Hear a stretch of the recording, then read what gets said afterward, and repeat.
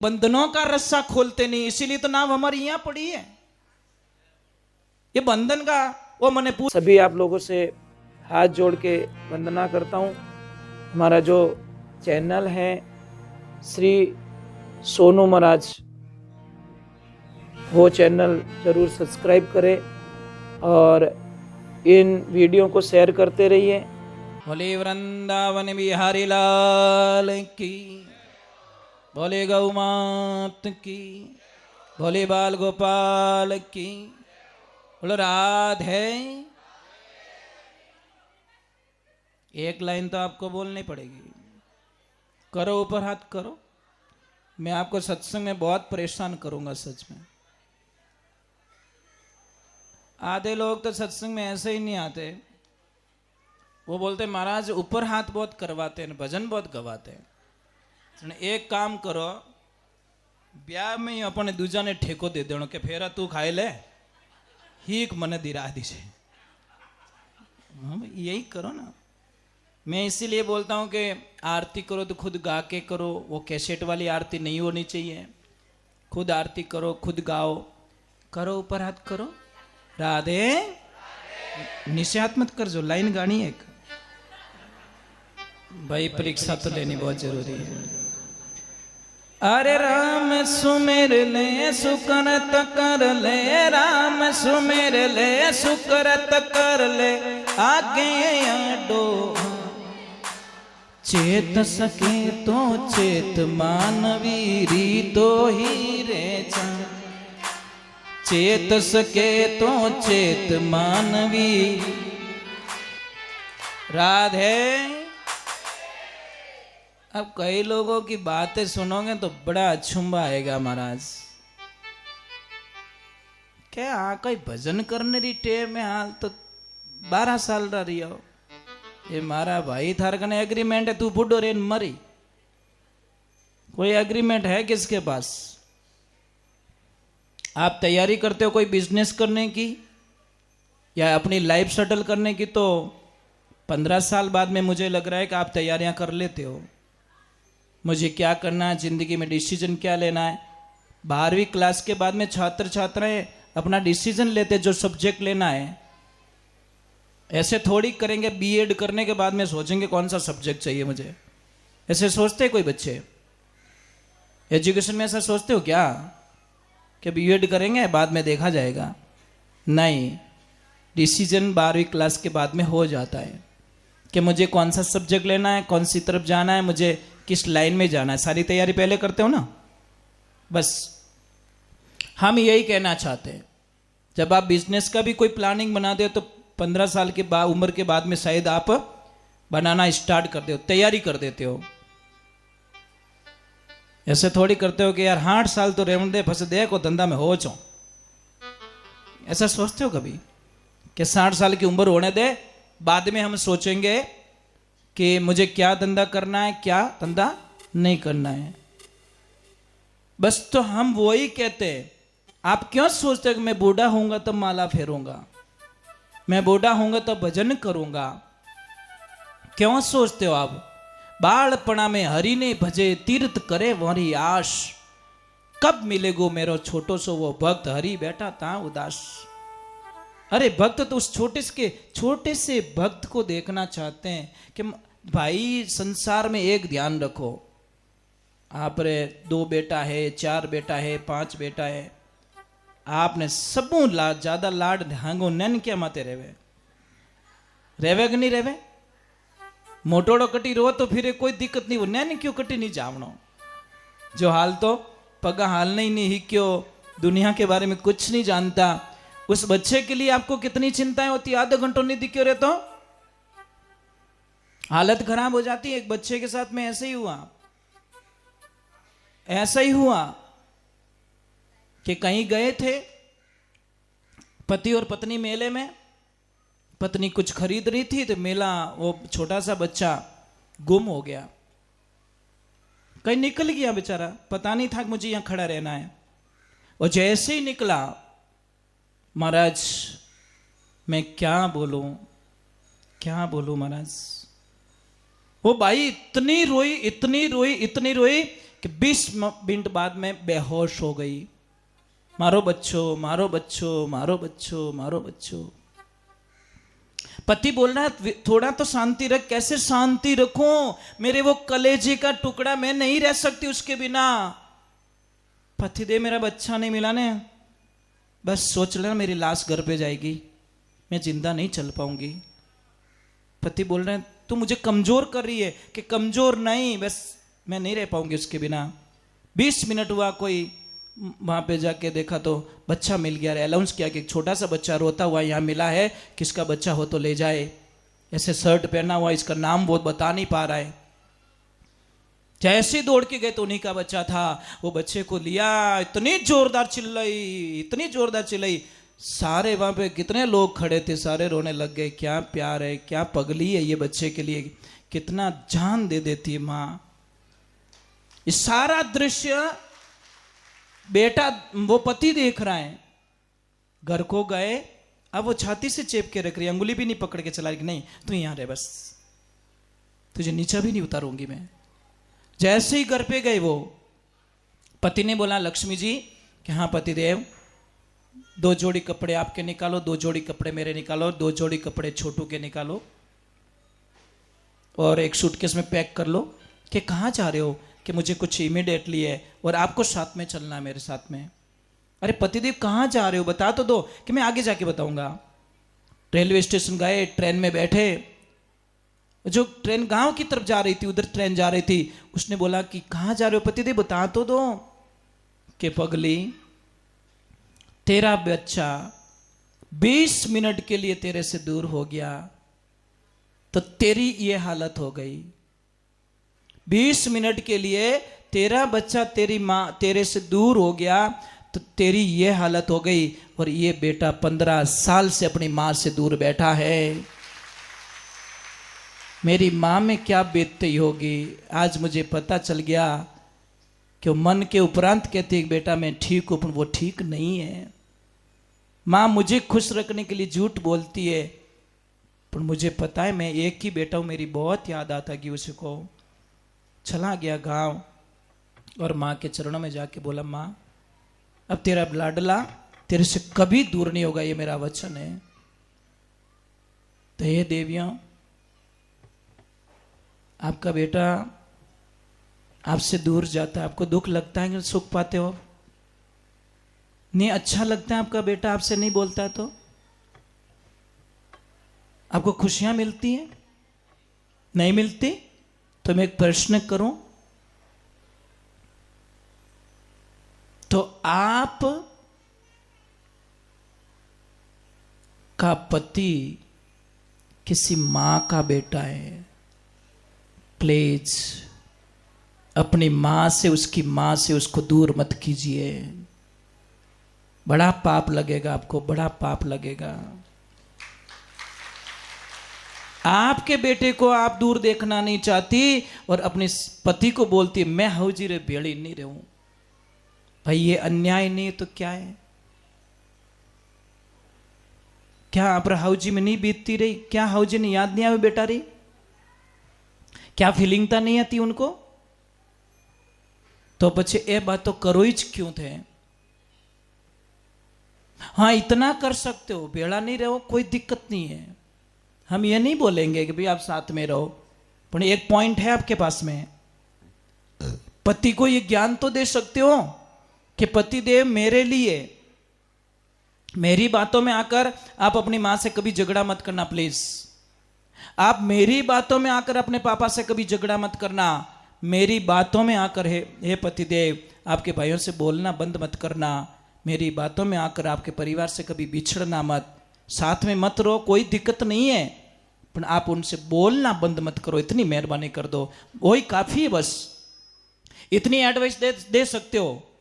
पर कोई कोई देवियों तो ये भगवान बाबड़ा पति ने एड़ो फसाइन राखे कि देखो वटे बोलगा ना तो मारो नाम फलोण की ध्यान राखजो। ए भाई क्यों करे, क्यों करे? क्या यही शिक्षा मिली तेरे परिवार से? और जो जो बहू सास ससुर के साथ में धोखा करती हैं, सास ससुर को परेशान करती हैं, आप टेंशन मत करो, तैयारी हो चुकी है तुम्हारे माँ बाप के लिए। अरे तुम्हारे माँ बाप को इतना सताने वाली बहू तुम्हारे घर में आने वाली है, तुम्हारी भाभी, कि तुम लोगों ने कभी कल्पना ही नहीं की। आप लिख दो अपनी डायरी के अंदर, एक कड़वा सत्य बोलने जा रहा हूं, क्योंकि मैं अनुभव है मेरा। मैं रोज घर गिनता हूं देवियों, रोज घर गिनता हूं, मैं घर घर का पानी पीता हूं, इसीलिए मुझे इतना नॉलेज हो चुका है। और मेरे सामने यही बातें होती है कि महाराज मारा भाभी इतना खराब आएगा जो मारा पूरे घर ने आगो पासो कर दियो, तो मैं सबसे पहला प्रश्न ये होता है कि भाई जी थने थोड़ा हाउ हो रो न्यारो रियो ने कितोक साल रियो, कि गुरु जी 17 साल रह गया, मैं तो बोलो ही कोनी। मैं कि जन भाई वो नारियल थारो ही चाड्योड़ो है, आ मौनता तू ही करी भगवान रे आगे, जो थारी मौनता पूरी रहेगी, जो थारी भाभी अच्छी मिलगी थने, बस दूजू की को नहीं। तुम्हें तो भाभी तो अच्छी चाहिए, पर तुम किसी की बहू अच्छा बनना नहीं चाहती। ये गलत नहीं है, ये फ्रॉड नहीं है, एक दिखावा नहीं है, ऐसा मत करो। मैं नहीं कहता कि एक चूल्हे पे रोटी बना के खाओ, इतना मैं नहीं कहूँगा। अगर छोटा होता है, कुछ समस्याएं होती है, कुछ दिक्कतें होती, मत करो भाई। घर अलग ले लो, तुम्हारे बच्चे अलग रखो, तुम्हारा व्यापार अलग कर दो, सब कुछ कर दो, पर एक मेहरबानी तो हो सकती, बोलना तो बंद नहीं कर सकते। बहू खाली सासू और ससुर को इतना पूछ लेने कि पापा आप कैसे हो, मम्मी जी आप कैसे हो, मां कसम उनकी उम्र बढ़ जाएगी। जितना बेटे के फोन से राजी नहीं होंगे ना, इतना कहीं क्या मारी बीदनी मैंने फोन करियो, ठंडा को नहीं मारी बीदनी फोन करियो मैंने पूछियो कि हाउ जी की करो, दिल खुश हो जाता उनका। अरे मैं आज की बात बोल रहा हूँ, मैं हॉस्पिटल में था, मेरी बहू रानी को पता नहीं था कि मैं बीमार हो गया हूँ। उसने तुरंत मुझे कॉल किया, पापा कहाँ हो? मैं कि बेटा मैं हॉस्पिटल में हूँ। क्या हुआ? मैं बुखार आ गया। उसने क्या बोला पता है?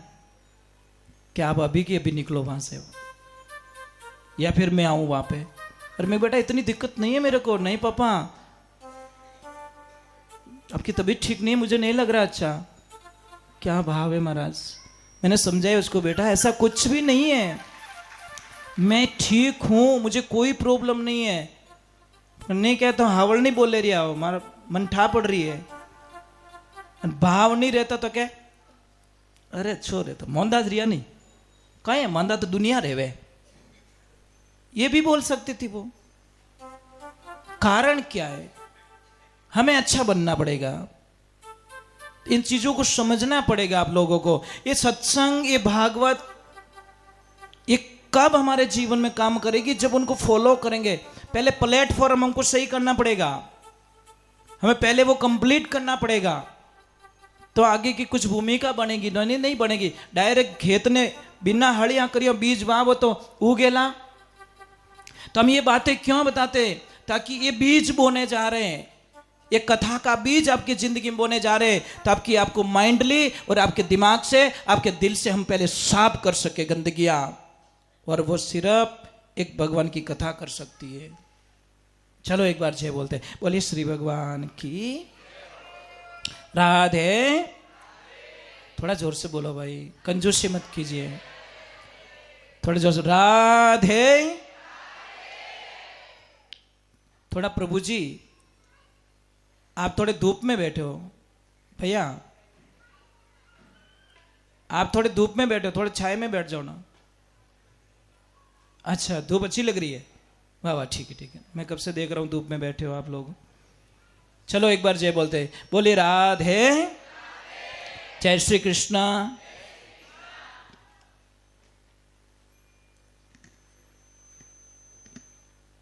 पांच मिनट पहले परीक्षित जी महाराज ने 3 प्रश्न किए सुखदेव जी महाराज को। कौन कौन से प्रश्न किए, फिर आगे चलते हैं। 3 प्रश्न जोर से बोलो, जो याद है वो बोल दो, कोई दिक्कत नहीं है। हाँ सुमिरन ठीक है 1, हाँ चिंतन सुमिरन 1 ही हो गया, ठीक है। हाँ कीर्तन 2 तो ओके हो गया।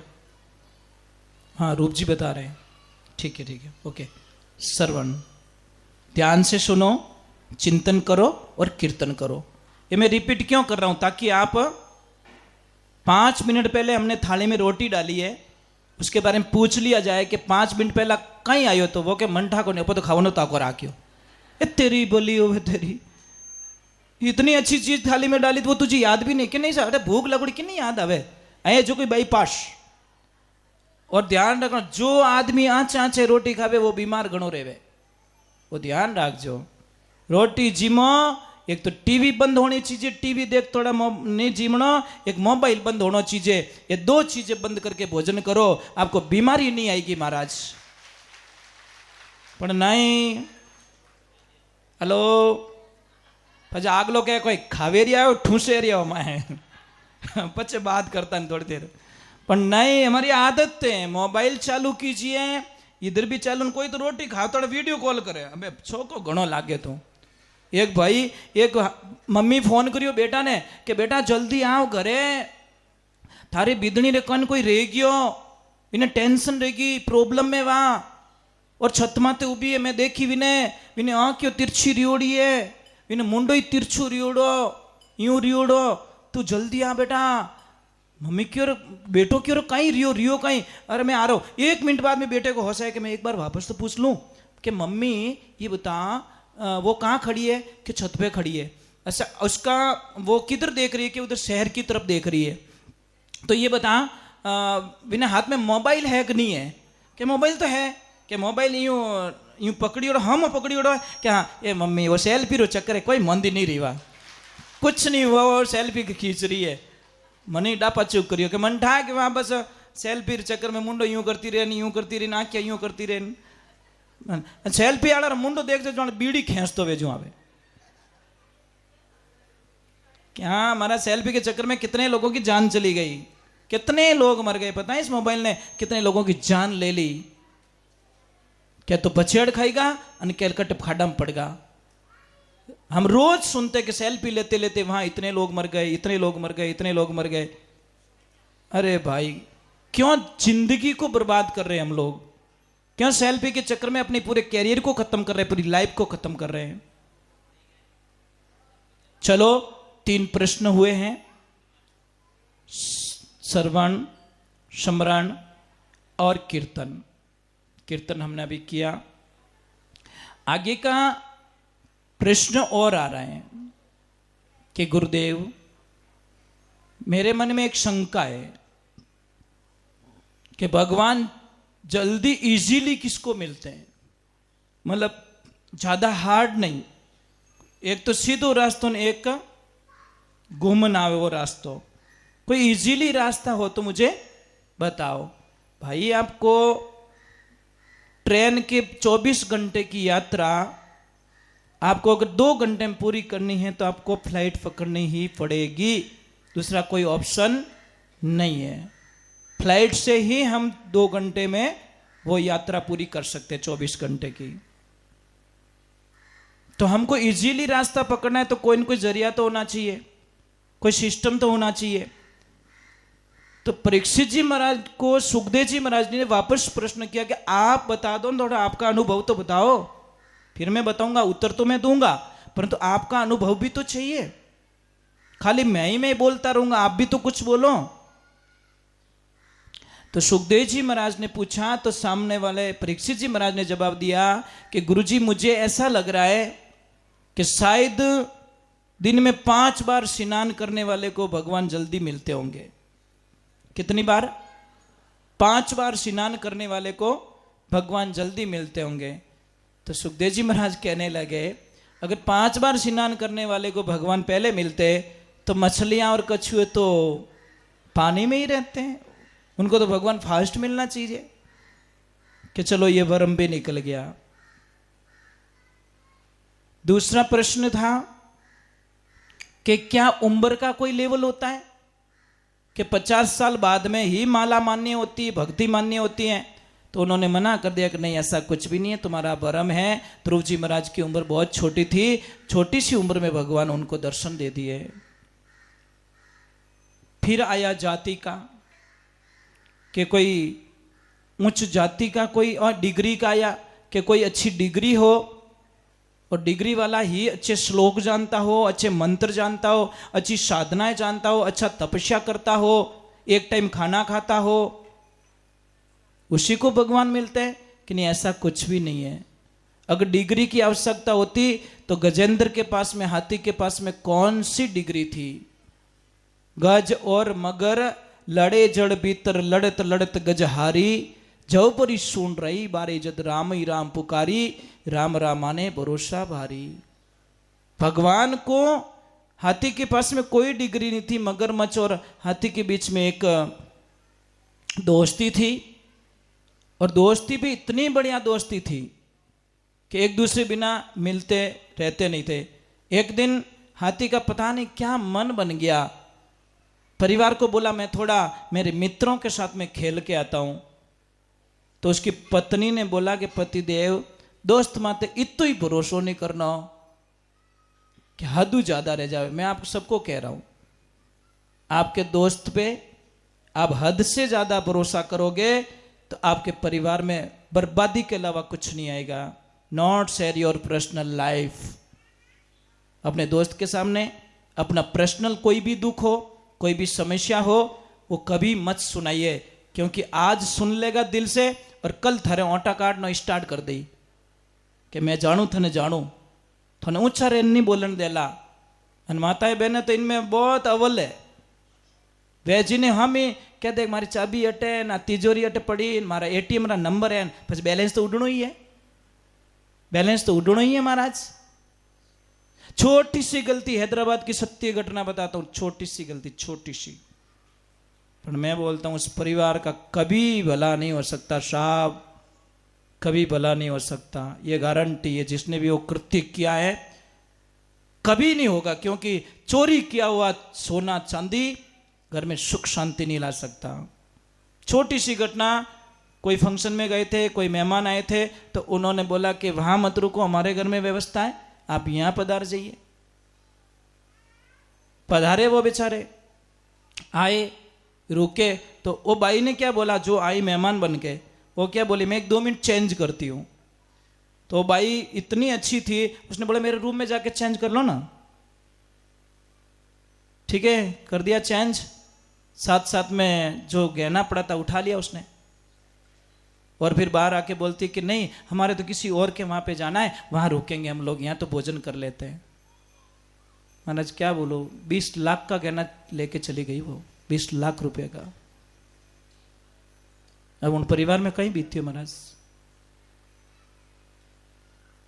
पर एक चीज है, मैंने बोल दिया ना, उसका भला कभी नहीं हो सकता, ये गारंटी। राजी बोलो रो, क्योंकि अनीति का पैसा, उसको बोलो कोई मेरी इस वाणी पे सुन रहा है तो तारीख लिख देना, जिस तारीख को तूने सोना उसके घर से उठाया है, चोरी की है, वो तारीख नोट कर देना। उसके बाद में तेरे घर में शांति तो नहीं होगी, क्योंकि अनीति रुपयो कदी शांति रेवण नहीं दे महाराज। और 11 साल तक वो रख सकेगा, मौज कर लीजिए। 12वीं साल में तुम्हारी उल्टी गिनती स्टार्ट, तुम्हारे परिवार की बर्बादी हो जाएगी जिसने भी ये चोरी की है, कोई शंका नहीं है। अरे महाराज हूं पियोड़ो हाँ पी नहीं खावे, दूसरी बात छोड़ दो, हूं पियोड़ो तो हाँ पी नहीं खावे, कैसे हिम्मत हो जाती है। किसी का 10 रुपये पड़ा तो जी नहीं मानता महाराज कि नहीं पराया है। राजा राम जी महाराज एक भजन में लिखियो कि पर धन दूड़ कर जानो और पर त्रिया को मात कर मानो, ये 2 नियम रा पालन कर दो, आप इतने बड़े विजेता बन जाओगे जिसकी कल्पना नहीं। पर स्त्री हमारी मां के समान है और पर धन दूड़ के समान है। ये 2 पॉइंट रखना, और इन 2 चीजों में काचा हूं। पर धन दूड़ कर जानो पर त्रिया ने मात कर मानो, एड़ी एड़ी रेणी रेरा जद थारो जन्म सफल वेला। क्योंकि चेले का प्रश्न था, गुरुदेव मेरा जन्म सफल होने का कोई तरीका हो तो बताओ, मुझे रास्ता बताओ। तो उन्होंने एक ही बोला कि क्षत्रिय संगत में जानो, भक्ति में जीव लगानो। बराबर नहीं, सत्संगी संगत में जाओ तो सिर्फ भक्ति में जीव लगाओ, थारी मारी में जीव लगे कोई नहीं रहला। थारा करियोड़ा पाप मिटेला, जो पाप है वो मिट जाएगा। चलो एक बार जय बोलते हैं, बोलिए श्री भगवान की। राधे राधे तो एक ध्यान रखना, कहीं पे भी करोड़ों की कोई संपदा पड़ी है तो भी उसको हाथ मत लगाना। जो तुम्हारे कर्म में वो तुम्हारे पीछे आएगी, जो नहीं लिखा वो तुम्हें कोई भी रूप में छीन लेगी। ये ध्यान रखें।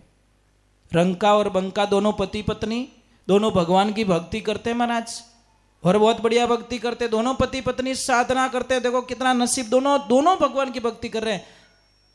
निकल रहे रास्ते में एक 9 लाख का हार पड़ा था। थोड़ा रंका उनके पति देव थे, पील और पिलनी। तो रंका ने सोचा मेरी पत्नी को कहीं लालच ना आ जाए, क्योंकि लोग यार ज्ञान प्रेम गणो रहे, कहीं लालच ना आ जाए। तो मैं एक काम करता हूँ, उसको दिखे नहीं, उसके ऊपर मिट्टी डाल देता हूँ ताकि उसकी नजर इधर ना पड़े। और जैसे ही वो मिट्टी डाल रहे थे, पीछे से आए लक्ष्मी जी, बोले पतिदेव क्या कर रहे हो? कि यहाँ पे एक 9 लाख का हार पड़ा है, मैं उसके ऊपर मिट्टी डाल रहा हूँ, मैं सोच रहा हूँ कि तेरी नजर ना पड़ जाए और तू भक्ति के मार्ग से बिछड़ ना जाए। अरे वो बोले हे पतिदेव, धूड़ा माते कहीं धूड़ो नको, आगे आ लोगों ने क्यों टाइम बर्बाद करो, ये तो धूड़ा है, धूल है, अपने क्या लेना ना, पड़ा तो पड़ा रहने दो। तब उसने पत्नी को हाथ जोड़ा, वाह भाई तू तो मेरे से मने तो होनो दिखे, तने धूड़ो ही दिखे, कि मने होनो नहीं दिखे रही है, मने धूड़ो दिखे रही है। क्योंकि मेरे नजरे में सोने को हमारे लिए वो हीरे मोती, तुम्हारे लिए हीरे मोती है, हमारे लिए कंकर है। यह चीज है महाराज, ये भाव प्रकट हो जाए। देखो बंधन में से छूटना पड़ेगा तो आप रेस जीतोगे, बंधन में बंध के रेस नहीं जीत सकते। आप एक काम करना, कहीं रेस हो रही है तो एक 10 किलो 20 किलो वजन लेके दौड़ना, आप नहीं जीत पाओगे। वजन जैसे जैसे हल्का करोगे, गुरु चेले दोनों जा रहे हैं, चेलो इतो खराब तो गुरु जी छाती गणी रोंदे, धारीज को नहीं। गुरु जी के यूं ने चेलो के ठंडा नहीं पड़े, मंठा पड़े, हाँ मारा बाप ठंडा पड़े। अबे गुरु जी और चेला कटे जावता कटे गयोड़ा गांव में जीवन वास्ते जो पाछा जावता आपरे आश्रम बनियोड़ो थोड़ो मगरा माथे। और जैसे ही जावता जावता कोई मतीरा रो खेत, उन खेतरे मायने गुरु चेला निकले, मतीरा मोटा मोटा लागोड़ा। चेला रो लालच की और मतीरा हो रहा खाओ, 2-4 मतीरा लिया तो भारी गणा 20 किलो रहा। 4 मतीरों में बोझ रह गयो महाराज 80 किलो रो। जैसे ही ऊंचाया गुरु जी तो कम कम ठेठ आगे गया 500 पाउंड, वो मतीरों में कोशिश कर उठे ही को नहीं, घना दौरा छाती में अट मोरा माते उठाना। चेला क्यों रे कहीं रियो कि गुरुजी मतीरा तोड़िया बोझ घणो रह गयो। क्यों रे बेटा एक आधो कम कर दे, थोड़ी रेस बढ़ जाएगी। अब गुरुजी तो विनी स्पीड हाले, चेला री स्पीड तो ही वही रहा। थोड़ा कह रहा चेला इतना पीछे कैसे कि गुरुजी अभी भी वजन एक और कम कर दे भाई। थोड़ी देर आगे हुए और गुरुजी पहुंच गए ठेठ आश्रम के पहाड़ के नीचे, और चेलो हाल वोट ला रहे हाई हज खावे। चेला क्या हुआ कि वजन बहुत है, एक और कम कर दे भैया। अब 3 तो गया, 1 बचियो। गुरुजी ठेठ आश्रम में वो हाल जड़ियों में ही बैठो। क्यों चेला कहीं रियो कि गुरुजी भारी बहुत है, पटक दे इसको यार। पछा चेला ने समझायो इतनी एक देर तू बाहर लीधो जो इतो लारे रियो, ये जिंदगी ना लफड़ा मेटना पड़े। 3 दोस्तदार थे, एक दिन फुल पी लिया उन्होंने, फुल टल्लू हो गए। पिदोड़ा आदमी हेठ रियो करे, ध्यान रख, भले वो 1 घंटे के लिए सेठ है, पर उससे बड़ा सेठ दुनिया में कोई नहीं है। जो भी वो निकाल है मेरी तरफ से खर्चा है, जे मैं नाले की को नहीं, पर बणियोड़ो सेठ पयो रेणो विन कने जितो पयो, जब तक वो खर्च नहीं करे विनी शांति नहीं मिले महाराज। वो ऐसा नहीं सोचता मेरे बच्चे भूखे मर रहे हैं, मेरी माँ दुखी है, मेरी माँ को दवा लानी है, मेरे पापा दुखी है, मेरी पत्नी बहुत प्रॉब्लम में, घर में कुछ भी नहीं है, उससे उस चीज से कोई लेन देना नहीं। वो तो सामने बैठे उनके लिए हीरो बनता है। अब महाराज दिनों ने पी लिया, वो नाव चलाने का काम करते थे, मछली पकड़ने का। आए और नाव में बैठ गए, और बैठ गए। अब तीनों बोलेगा नाव आज मैं चलाऊंगा। वो बोला नहीं नहीं तेरा अनुभव नहीं है, नाव तो हम चलाएंगे। तीसरा बोला नहीं नहीं तुम दोनों कुछ नहीं करते, नाव मैं चलाऊंगा। तीनों क्या, तो तीनों ने बोला एक काम करो ना, हम तीनों चलाते हैं, मैं इधर बैठ जाता हूं, तुम उधर बैठो और हेल्प करो। अब तीनों बैठ गए, चला रहे हैं मस्ती में। हा बोला आनंद आ गया। 2 या 3 घंटे हुए, थोड़ा नशा कम पड़ा, और एक का ध्यान गया, अरे भाई रे कि क्या, कि मैं क्या देख रहा हूं कि क्या कि नाव तो वहीं पड़ी है जहां से शुरुआत की थी हमने, नाव तो वहीं पड़ी है। बोला तेरा दिमाग खराब है, नाव कैसे पड़ी, 3 घंटे हो गए चलाते चलाते। अरे भाई सच में नाव वहीं है, ध्यान से तू देख ले। वो दूसरा बोला हाँ रे नाव इधर ही पड़ी है। तो तीसरा बोला ठीक ठीक 1 मिनट मन मुंडो धोन देखे। जैसे ही मुंडो धोयो थोड़ा टावर आयो, बोला ओ ठीक ठीक ठीक ठीक ठीक इधर आओ नीचे आओ। कि क्या कि हमने कर दिया नशा, खोला नहीं हमने इस नाव का रस्सा, इसीलिए ऐसी हो गई हमारी दशा। रसो तो खोलियो ही को नहीं, रसो लंबो रियो जितने वह हाल वही की थी न, उनको क्या लग रहा गाड़ी चल रही है। तो हम इन बंधनों का रस्सा खोलते नहीं, इसीलिए तो नाव हमारी यहां पड़ी है। ये बंधन का वो मने पूछियो को नहीं, वो मने इज्जत नहीं देवे, वो मने पूछे को नहीं, वो मने लेवल नहीं देवे, यूं नहीं देवे, ये रस्सा ही तो है। ये सारी रस्सियां खोल दो, कोई पूछे या ना पूछे कोई फर्क नहीं पड़ना चाहिए, कोई आपसे हंसे या नहीं हंसे कोई फर्क नहीं पड़ना चाहिए, कोई आपकी इज्जत करे या ना करे कोई फर्क नहीं पड़ना चाहिए। आप ये रस्से खोलिए। जब तक इन रस्सियों में बंधे रहोगे आप जिंदगी में जहां पहुंचना चाहते हो उस टाइम पे आप कभी नहीं पहुंच पाओगे, ये गारंटी है। आप खोल दीजिए सारी चीजें, छोड़ दीजिए फालतू का लपड़ा। सबो मोटी प्रॉब्लम कहीं क्या मैंने जस नहीं मिले और लपड़ो राखीज क्यों, और जस वालों कीड़ो एडो लागोड़ो है कि मन तो मारा जस ही को नहीं, मैं तो इतो करूँ तो मैंने जस को नहीं, मारा देवर ने मोटा करिया तो ही जस को नहीं, मारा जेठ छोरो ने मोटा करिया तो ही जस को नहीं, मैं वोड़ो नीति दुकान दे दी तो ही जस को नहीं। अरे लेते ही क्यों भाई, क्यों लेते हो ये चीजें, आप क्यों डिमांड करते हो। रोटी खाने के लाओ 500 रुपया जन, कहा नहीं रोटी खवाई। धर्म करते हैं, एक तरफ दान किया कपड़े की जोड़ी दी किसी गरीब को, और धीरे जान कौन में बोल क्या मारे घरे कौम है जो आई जे वाह बापड़ा 3 दिन कौम करायो, ड्रेस कितनी थी हो रिप्यो रही उन कौम कितो करायो चल वो तो 4 गुना पासो ले लियो तू। तो ये चीजें नहीं होनी चाहिए। तो कितने प्रश्न थे, परीक्षित जी महाराज क्या बोल रहे हैं। पहला प्रश्न क्या है, इसमें वापस जाते हैं ना हम लोग, फिर आगे चलते हैं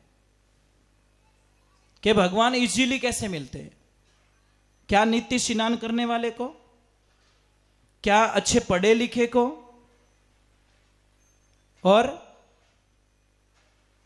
यूं भूल हो जाने तो मामलो गड़बड़ी जा कथा फैल हो जाई। अरे भाई नित्य स्नान करने वाला का उत्तर आ गया, अच्छे पढ़े लिखे वाले का उत्तर आ गया, डिग्री वाले का आ गया। अब पूछा गया प्रश्न उम्र का आ गया ध्रुव जी महाराज का।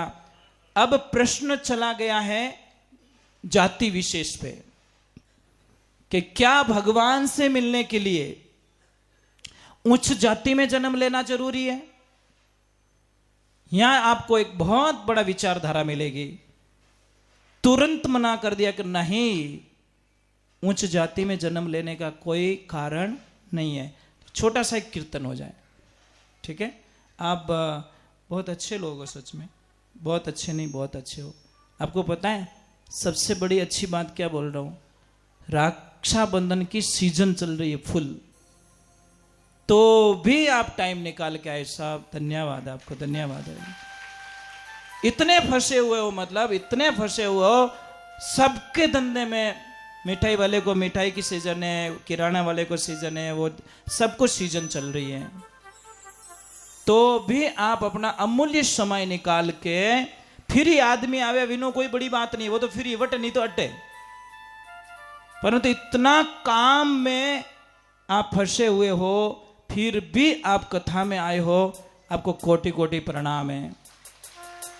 और जो लाइव सुन रहे हैं उनको भी हमारा कोटि कोटि प्रणाम है।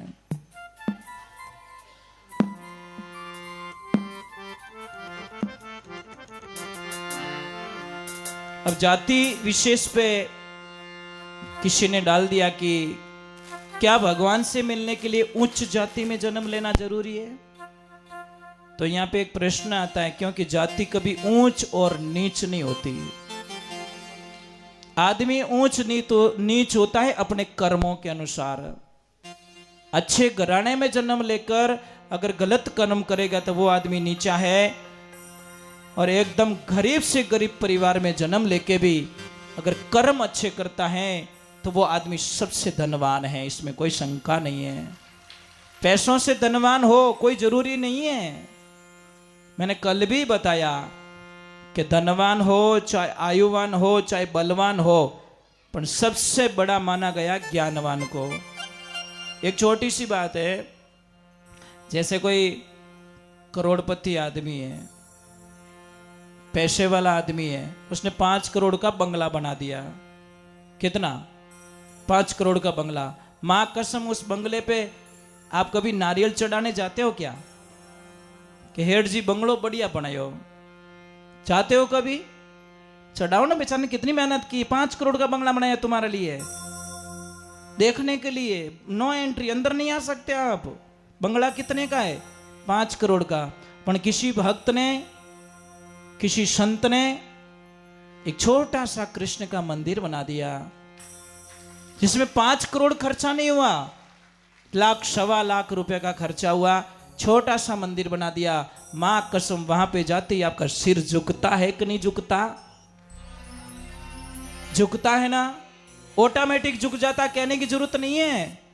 बस यही मैं कहना चाहता हूं कि आपकी लक्ष्मी कहां इन्वेस्टमेंट हुई है।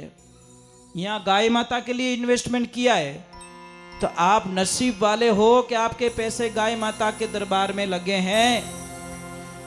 आपने कितना अच्छा कर्म किया होगा तब जाके आपके पैसे यहां लग रहे, नहीं तो नहीं लगते साहब, कहीं और जगह लग जाते। कहीं शादी में आपके हाथों से खर्चा ओवर हो जाता और वो शादी 6 महीने में टूट जाती, फिर क्या करते?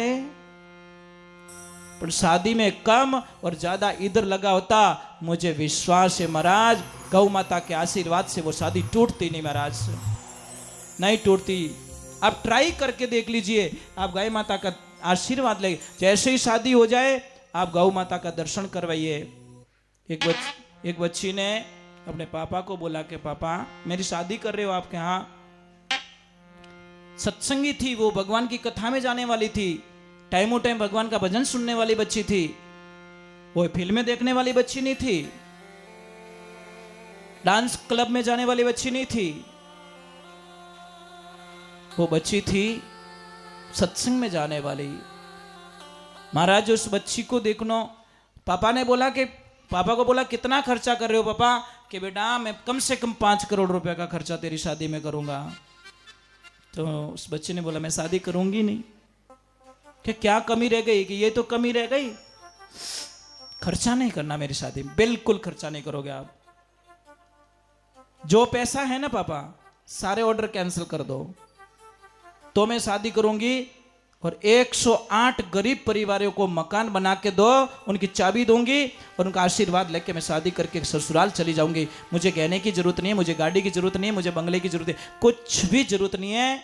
मैं कैपेबल हूं, मैं कमा सकती हूं, मेरा खर्चा निकाल सकती हूं, आपका आशीर्वाद चाहिए मुझे। कैसी बढ़िया बच्ची थी। आजकल के बच्चे कैसी डिमांड करते, पापा के पास पैसे है या नहीं, मारे तो वो चीजें, मारे वो चीजें, मारे वो चीजें, वो नहीं वेला तो मैं ब्याह नहीं करूला। अरे वो औलाद नहीं है तुम्हारा, बदला है कोई पहले जन्म का। जो बच्चा माता पिता करे उसमें शादी में एग्री नहीं है तो समझ लेना उस दिन तारीख लिख देना, वो तुम्हारा बदला है। कोई न कोई पिछले जन्म खराब कर्म किए थे, ये बदला बन के वापस मेरी जिंदगी में आया और मुझे मजबूर किया गया, मजबूर किया गया, चाहे पैसे थे या नहीं, पर बाप को कर्जे में धकेल दिया साहब। वो औलाद नहीं हो सकती। औलाद तो वो होती है राम जैसी। राम गुरु वशिष्ठ महामुनि ज्ञानी लिख लिख की बात बतावे। अरे महाराज श्री राम जंगल में जावे, किस्मत पलटी खावे। खाली इतना ही बोला कि राम कल तुम्हारा राज्य अभिषेक है, वो ही पिता। और सुबह का टाइम होता है कि राम तुम्हें 14 वर्ष का वनवास मिल चुका है। यह भी नहीं बोला कि मुझे क्यों वनवास दिया जा रहा है, यह भी नहीं बोला। डायरेक्ट वनवास की तैयारियां, राजकुमारों के कपड़े उतार दिए, सन्यासी के कपड़े धारण कर दिए। औलाद मर्यादा पुरुषोत्तम उनको कहते। ऐसा पुत्र मिल जाए ना तो समझ लेना भोग जाग गए, आपके कर्म जाग गए महाराज। नहीं तो घनी छाती रोंदे रही माँ बाप घना दुखी है साहब, ये कहवे कोनी तो मजबूत हो तो नहीं कहवे रिया हो पर बहुत दुखी हो। बहुत सारे बच्चे आपको परेशान कर रहे हैं, बहुत सारे बच्चे। माँ बाप के वचन अच्छे नहीं लगते और अच्छे लगते उनके दोस्तों की बातें। और जिस बच्चे को दोस्त की बात अच्छे लगने लग गई, चाहे लड़का हो चाहे लड़की, उसकी जिंदगी में कभी खुशियां नहीं आ सकती, ये गारंटी है। क्योंकि पेरेंट्स कभी बच्चे को उस लेवल में नहीं देखना चाहते जो बच्चे को नुकसान पहुंचे। चलिए गृहस्थी जीवन की बातें बहुत सारी पड़ी है, हमारे इस दिल में पड़ी है बहुत सारी बातें जो दुख लगता है। क्योंकि हमेशा घर गिनते हैं साहब, यहाँ बॉम्बे की बात है, बहुत पैसे वाली पार्टी, तैयारी हो गई, बच्ची माला पहन के फिर रही है, 5 दिन माला पहन फिरी, बहुत खर्चा, अच्छा बढ़िया, कम से कम 1 करोड़ का खर्चा करने वाला आदमी, सब बुकिंग है। 4 दिन बाकी रहे और रात को लड़की भाग गई किसी के साथ में, माला पहन के, वही माला पहन के किसी दूसरे लड़के के साथ में भाग गई, मरवा दिया बेचारे उस बाप को। ये बॉम्बे की बात कर रहा हूं मैं। क्या पा लिया? कुछ नहीं बचा महाराज। इससे बढ़िया है, हम कभी कभी सोचते हैं यार बिना औलाद वाले ठीक है। सच में दुख नहीं है, प्रॉब्लम नहीं है, समस्या नहीं, खाली यह कि हमारा बच्चा नहीं है। पर बच्चा होना जरूरी है, पर अच्छा बच्चा होना, एक ध्यान रखो। चलो एक बार भगवान की कथा में चलते। बोले श्री भगवान की। ये जाति विशेष की बात आई है तो मैंने कल परसों भी मैंने आपको बताया था कि गीता के 4थे अध्याय का 13वां श्लोक आप थोड़ा उसको पढ़ लेना, ताकि आपका ये जाति विशेष, जाति विवाद है, ये हम मेट सकते हैं और एक डोरे में बंध सकते हैं। कोई जाति व्यवस्था नहीं है साहब, वर्ण व्यवस्था बनाई गई है। भगवान श्री कृष्ण खुद कह रहे कि मैंने वर्ण व्यवस्था दुनिया में दी थी, ये जातियां आप लोगों ने बनाई तो आप भुगतो। जैसी करणी वैसी भरणी, उसके ऊपर महानता होती है, उसके ऊपर कम होता है, कर्म वहां पे होता है। चलो बोले श्री भगवान की।